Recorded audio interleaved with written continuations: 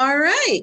Welcome. I am Dr. Neva Alexander, the CEO of Neva Alliance. Neva Alliance basically brings educational content more geared towards the business industry as well as training. Today I have the privilege of having Helen. How are you? Good afternoon. I'm well. It's so nice to be here with you, Neva. Thank you for having me. Thanks for being here. And today she's going to do her great intro because she can sell herself much more and better than I can. And she's going to talk about conscious parenting during a pandemic. All right. So Helen, please take the floor. My pleasure. And again, thank you and welcome to everyone who's here and who watches later on remotely. I'm so happy to be here with you and talk about my favorite subject. I'm not here to sell myself. I'm here to sell all of you on the most important subject of conscious parenting, especially during a pandemic. What I wanted to share with you is that this pandemic, while it has caused, of course, some very horrible consequences for many people, can also offer for parents a very unique opportunity. And sometimes parents may not see it that way, and I'd like to help you shift your paradigm in your parenting to one that is more counterintuitive rather than just straightforward, intuitive, knee-jerk parenting. What I'd like to explain to all of you, first let me just tell you that I'm an attorney for many years, over 30, hard to believe. I've been practicing in the field of medical legal work, defending physicians, and I'm an arbitrator on medical cases. I'm trained as a mediator, a divorce mediator. I'm a litigator, and I'm a coach. And in my coaching, which I've been doing for over 15 years, I've become certified as a conscious parenting coach because this work is my passion. So let me dive right in and tell you that how this parenting parenting in a pandemic can afford us an amazing opportunity. And people say, where is the opportunity? And what I want to share with you is the opportunity is because many of us are much more involved with our children. They're not going off to school. For many of us, like me with 2 grown daughters, they're living home. And we have much more face-to-face contact for longer periods of time with our children. And what this does is provide a great opportunity. What is the opportunity? It is one to notice and to witness. Because what we do as parents subconsciously, inadvertently, and accidentally is that whatever patterns were placed on us as children, we tend to repeat with our children. And now that they're around all the time, and I suspect for many of us, sometimes there is some friction with our children of all ages, that friction is actually an opportunity for awareness. And ultimately, awareness leads to awakening. So how does one become awake to parenting when your children are around all the time? The first thing I suggest is that the moment you feel triggered by your child, the moment you're ready to yell, the moment they're not doing as you please, the moment, and there are many such moments, I invite every parent to stop and pause and take a breath. And in doing so, to look inward and try to notice why you're angry or frustrated or infuriated with your child.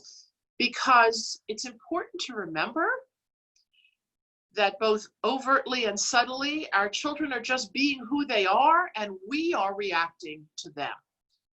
Believe it or not, the work of conscious parenting is not about raising children. The work of conscious parenting is about raising parents. And the importance of raising the parent to become the witnesser and the observer to her own and his own patterns that he dumps onto the next generation. And until we clean up our own emotional landscapes and start to see our patterns and how our patterns have gone from generation to generation, they continue. So how do we begin to witness? We do that by seeing how we are triggered and when we are triggered by our children. And when we don't react to that trigger, that is the first step in pivoting from an unconscious, knee-jerk parenting approach to one of greater consciousness and to one of greater counterintuitive connection. So I want to share some practical tools with all of you on parenting, both in a pandemic and hopefully the skills that you learn as a more conscious parent will stay with you when, God willing, this pandemic ends, and I believe it will, and life will change. In order to pivot to a more conscious approach to parenting, there are several essential pillars. And the first is connection, and the next is boundaries. And I'm going to hold off on talking about boundaries, but I bring it up now so parents understand that by focusing on formulating deep connection with their children, I'm not suggesting that there's no way of being the container for feelings and of teaching them about consequences to their actions. Consequences are very important. This isn't willy-nilly parenting where the children rule the roost, but it is parenting where there is no hierarchy. We are not more authoritative. We are not better. We are not smarter than our children. We are just older, and we are here to be their guides and their teachers. But keep in mind, they are here to teach us as well. So I'd like to start by focusing on what it means to truly connect with a child. So we all think we're connecting, and I get that. We all think I'm always connecting, but the truth is, when I talk about connection, deep, abiding connection, it is connection that comes with acceptance, with complete acceptance of the child as they are. So when I talk about connecting with younger children, I'm talking about connecting without criticism, without blame, without shame, just accepting the child as they are in all their faults and all their foibles and all your frustration, and not reacting. Because I ask all of you to remember that if the test has been failed and the new sweater has been lost and the brand new carpet has been ruined by the child who spilled, red food coloring dye on it, you will not fix it by yelling, by nagging, by screaming. What you will do when you yell and you nag and you scream is that you wound that child.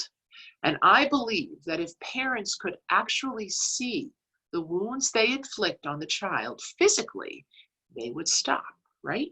I ask each parent who is watching to ask themselves if they saw bruising and scarring on their child's body from something they were doing, they would certainly stop that behavior right away. I have no doubt, because we care so deeply about our children.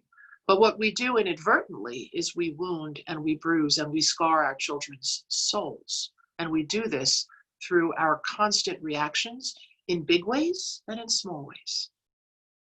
And when we say to the child, oh, those pants with that shirt, not quite, I don't really like that, we're saying, you're disappointing me. So I believe, and I've come to see with the privilege I've had of coaching many clients, is that the greatest transformational agent is untethered connection. What I mean is connection that is not associated with anything but deep love and connection. And I'll give you the tools. And of course, the first one, as I said, is non-reactivity. So when you notice you're angry, when your child has spilled coffee on the new computer or on your important report and you're ready to scream, take a breath and take a pause and try not to let that reaction out and instead sit with it. I often ask myself, especially when my children were younger and they'd done something, because kids have an infinite number of ways of bugging us. I would ask myself, is this a mess I want to clean up? Now, if sometimes we can't help it, I tell parents to get a C in conscious parenting, and they're doing great, right? Because we're not always going to withhold our reactions. We can't, because we're human. But if I do make the mess, am I willing to clean it up with an apology and a statement to that child that, hey, I was wrong? To teach the child that being imperfect is also okay. And we're human and we're all imperfect. And I always say about my daughters and about myself, I am perfectly imperfect. I am flawlessly flawed, as are they. And that's okay. It's okay. And so whether they get a 95 or a 65 on a test, I have no reaction. In fact, people actually don't believe me, but I really did stop reading report cards by the time they were in middle school, when I came to see that they were so deeply, deeply attached to these grades and these letters, and their egos were, how they felt about themselves were becoming based upon what that letter or that number was that some external source had appointed to them. And I began to see the flaw, the deep flaw in that reasoning. So a 95 might get a high five, and even I might say, don't do it again. And a 65 will get a, oh, happens, and nothing more. And it's in that space of non-judgment and non-reaction that the child will figure this out, because he's not busy defending himself and feeling unworthy and looking within about how he has disappointed his parents.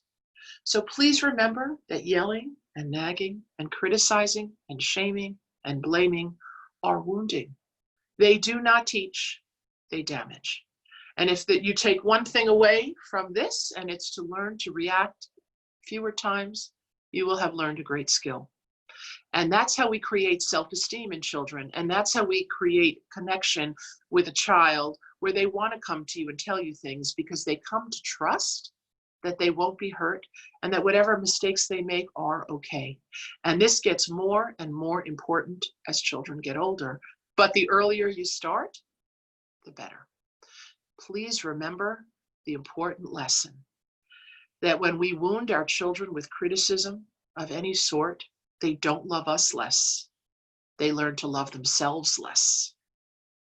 And it's that self-love that we're trying to create, because we want children who thrive. I assure you, no one who's getting ready to have a child by any means, adoption, biologically, foster, no one says to themselves, I really hope my kid doesn't feel worthy. I really hope this child I'm going to raise does not feel too good about himself. But sadly, that's exactly what we do. We do it inadvertently, subconsciously, surreptitiously, but we do it. We do it with our own deeply entrenched patterns. We were criticized, and we think that we should in turn criticize them to help them learn and grow. And I purport to you that actually the opposite is true. So let's start raising parents who learn not to react. And I'd like to share another great tool with all of you, which is the importance of learning to tolerate your children's emotions. So many parents, and I'm going to ask you all privately to answer, to fill in the blank. I ask them, what do you want for your children? And they say, I just want them to be, and if I had the chance to see it in the chat box, I suspect most of you would say happy. And I'm going to suggest to you that happiness is not the goal to seek to achieve. Because if I were to ask all of you, who's happy all the time, who lives 90% or more happy, I would expect that most of you would say, I have times that I feel other emotions. And raising the emotional intelligence of children, raising their emotional literacy, which is something we do not do in this society, raising that requires parents to be willing to honor and accept the entire breadth of their child's emotions. And so when they come home and they slam the door and they're angry because a teacher yelled or they failed the test or their best friend didn't invite them to the party, instead of fixing, calling the parent, calling the teacher for extra credit, how about just allowing the child to feel angry or hurt or jealous or excluded and honoring that feeling? It is very hard for we as parents to do. And the reason I contend that it is so hard to honor and process and simply allow the breadth of our children's emotions is because we have not learned to honor and process and allow the breadth of our own emotions. Our feelings scare us, and we are so frightened by feelings that we run from them and we push them away. We don't want anger. We want happy. We don't want sad. But I'm going to suggest to you that happy and sad are neither good nor bad. They just are. We all have feelings. Every living human being just experiences feelings, usually based on an external trigger, creates a thought, creates a feeling, and it would be lovely and empowering for children to learn that all of their feelings are okay. And you know what else is great to know about feelings? They're temporary. They come and they go. But if we don't allow them to come and go, if we try to stop them in the middle, that's where children get stuck, and the feelings get stuck like concrete. I'm going to ask you all to imagine a wave in an ocean. And if there were an imaginary or a glass wall near the beach where the waves sort of crescendo and they weren't allowed to continue their trajectory, and wave after wave came and was stopped at this barrier, how much pressure would be on that barrier? It would be great, right? But instead, if we allow the wave of the feeling, like the wave in the ocean, to complete its course, even the biggest tsunami will dissipate ultimately into the sand or the ground, the land. And we have never learned how to do this. We teach children for academics, the intelligence quotient we teach to. We require them to understand